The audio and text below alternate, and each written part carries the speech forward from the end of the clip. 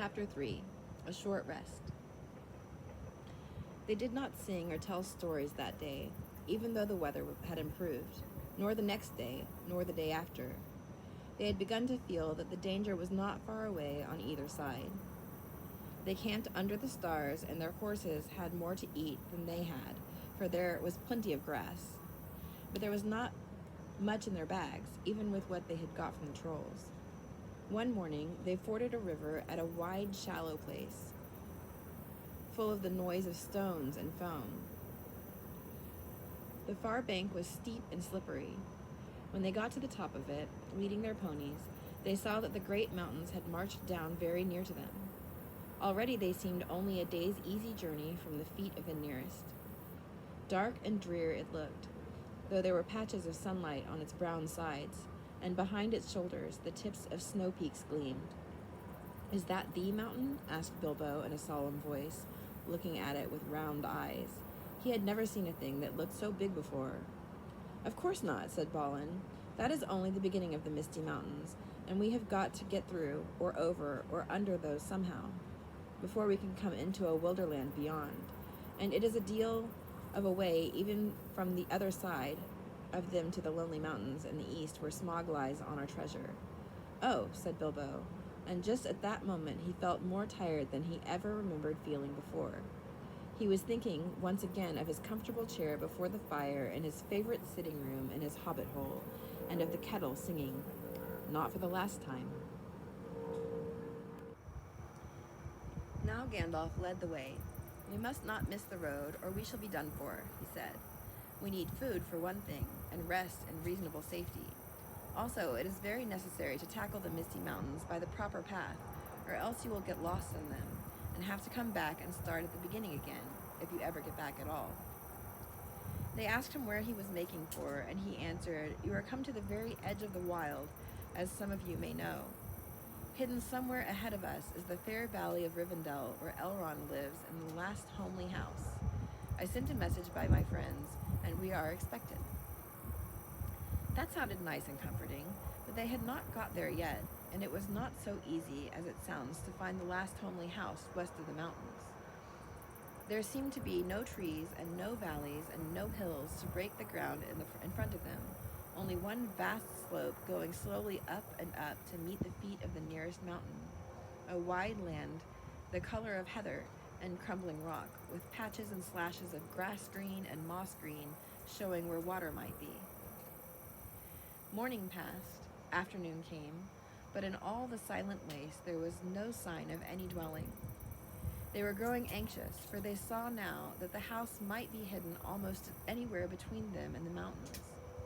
They came on unexpected valleys, narrow with steep sides, that opened suddenly at their feet, and they looked down surprised to see trees below them and running water at the bottom. There were gullies that they could almost leap over, but very deep with waterfalls in them. There were dark ravines that one could neither leap over nor climb into. There were bogs, some of them green, pleasant places to look at, with flowers growing bright and tall, but a pony that walked there with a pack on its back would never have come out again. It was indeed a much wider land from the ford to the mountains than ever you would have guessed. Bilbo was astonished. The only path was marked with white stones, some of which were small, and others were half covered with moss or heather. Altogether, it was a very slow business following the track, even guided by Gandalf, who seemed to know his way about pretty well. His head and beard wagged this way and that as he looked for the stones, and they followed his lead, but they seemed no nearer to the end of the search when the day began to fail. Tea time had long gone by, and it seemed supper time would soon do the same. There were moths fluttering about, and the light became very dim, for the moon had not risen. Bilbo's pony began to stumble over roots and stones. They came to the edge of a steep fall in the ground so suddenly that Gandalf's horse nearly slipped down the slope. "Here it is at last," he called, and the others gathered round him and looked over the edge. They saw a valley far below. They could hear the voice of hurrying water in a rocky bed at the bottom. The scent of trees was in the air, and there was a light on the valley side across the water.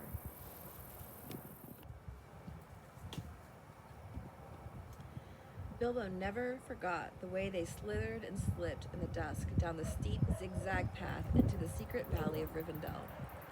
The air grew warmer as they got lower, and the smell of the pine trees made him drowsy, so that every now and again he nodded and nearly fell off or bumped his nose on the pony's neck. Their spirits rose as they went down and down.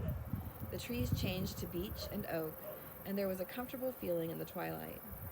The last green had almost faded out of the grass when they came at length to an open glade not far above the banks of the stream. It smells like elves, thought Bilbo, and he looked up at the stars.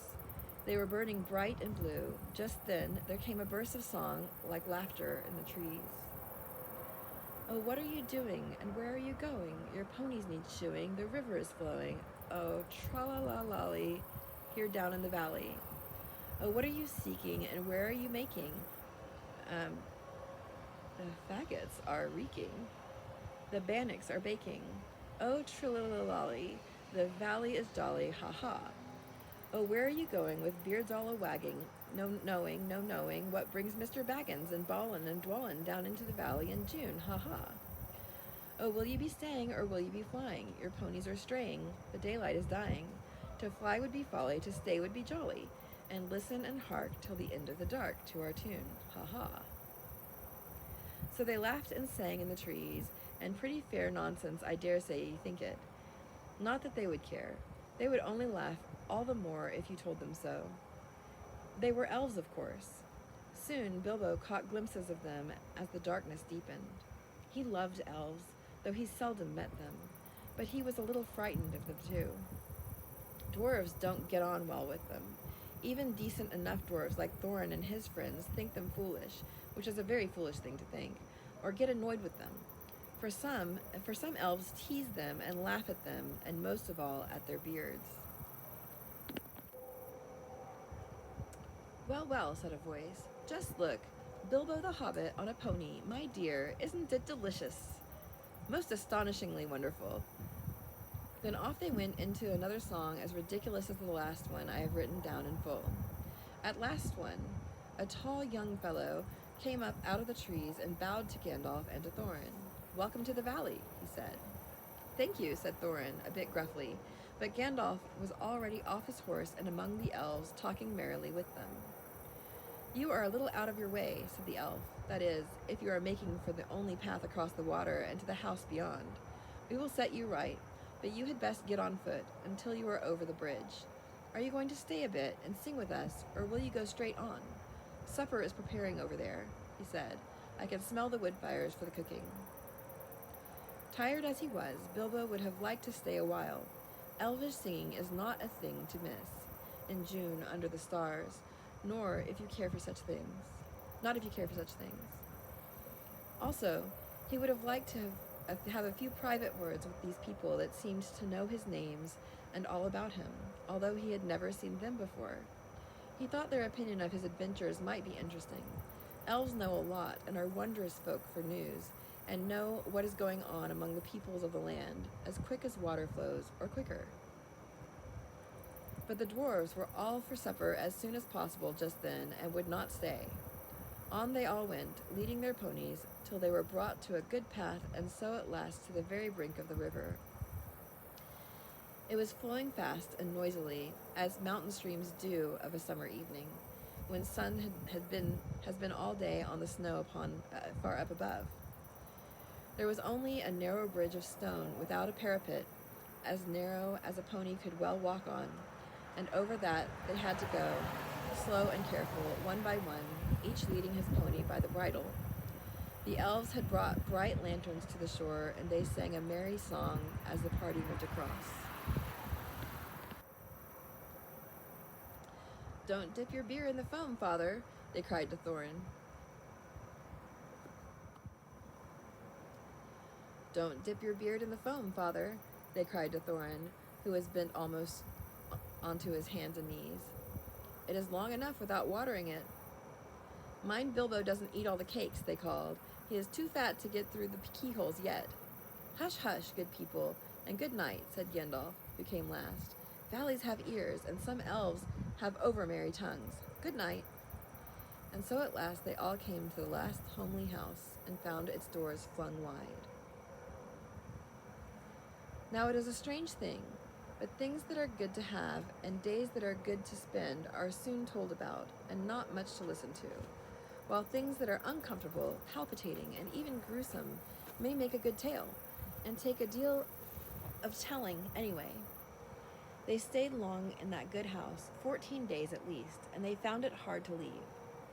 Bilbo would gladly have stopped there forever and ever, even supposing a wish would have taken him right back to his hobbit hole without trouble. Yet there is little to tell about their stay. The master of the house was an elf friend, one of those people whose fathers came into the strange stories before the beginning of history, the wars of the evil goblins and the elves and the first men in the north. In those days of our tale, there were still some people who had both elves and heroes of the north for ancestors, and Elrond, the master of the house, was their chief.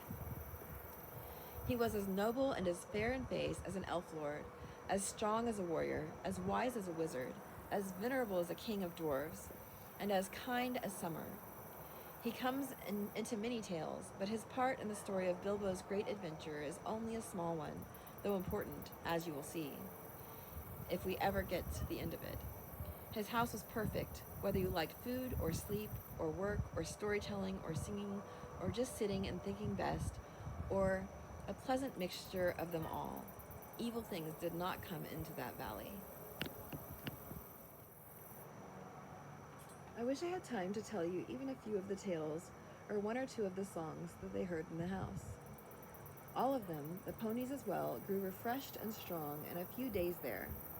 Their clothes were mended as well as their bruises, their tempers and their hopes. Their bags were filled with food and provisions, light to carry, but strong to bring them over the mountain passes. Their plans were improved with the best advice. So the time came to Midsummer Eve, and they were to go on again with the early sun on midsummer morning. Elrond knew all about runes of every kind. That day he looked at the swords they had brought from the troll's lair, and he said, "These are not troll-made. These are old swords, very old swords of the high elves of the west, my kin. They were made in Gondolin for the goblin wars. They must have come from a dragon's hoard or goblin plunder, for dragons and goblins destroyed that city many ages ago."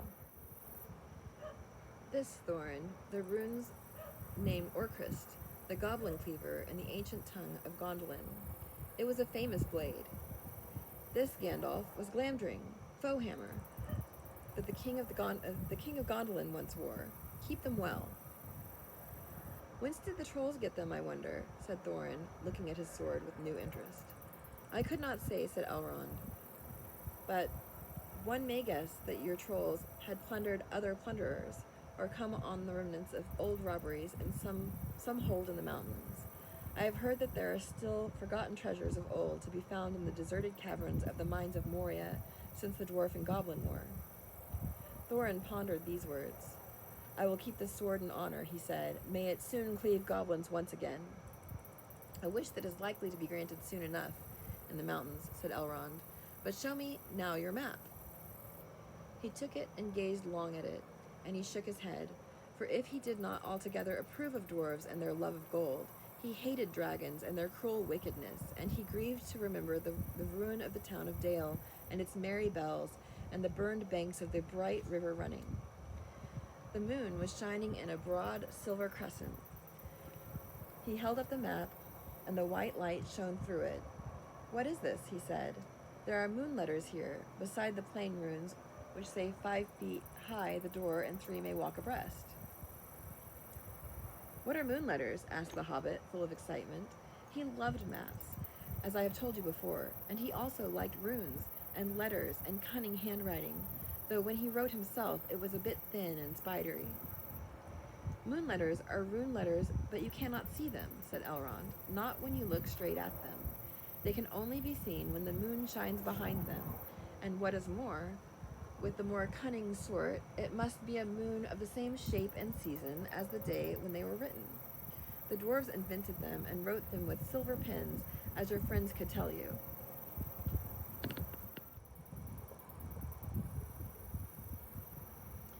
These must have been written on a midsummer's eve and a crescent moon a long while ago."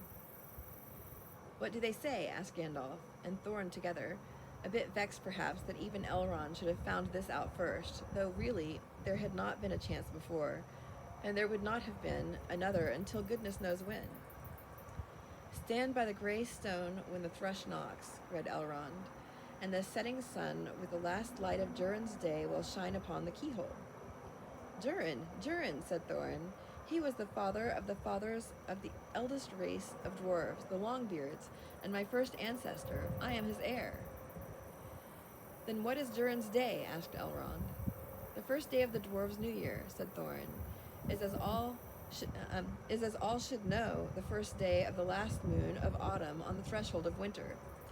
We still call it Durin's Day when the last moon of autumn and the sun are in the sky together, but this will not help us much, I fear, for it passes our skill in these days to guess when such a time will come again." "That remains to be seen," said Gandalf. "Is there any more writing?" "None to be seen by this moon," said Elrond, and he gave the map back to Thorin, and then they went down to the water to see the elves dance and sing upon the midsummer's eve. The next morning was a midsummer's morning, as fair and fresh as could be dreamed. Blue sky and never a cloud, and the sun dancing on the water. Now they rode away amid songs of farewell and good speed, with their hearts ready for more adventure and with a knowledge of the road they must follow over the misty mountains to the land beyond.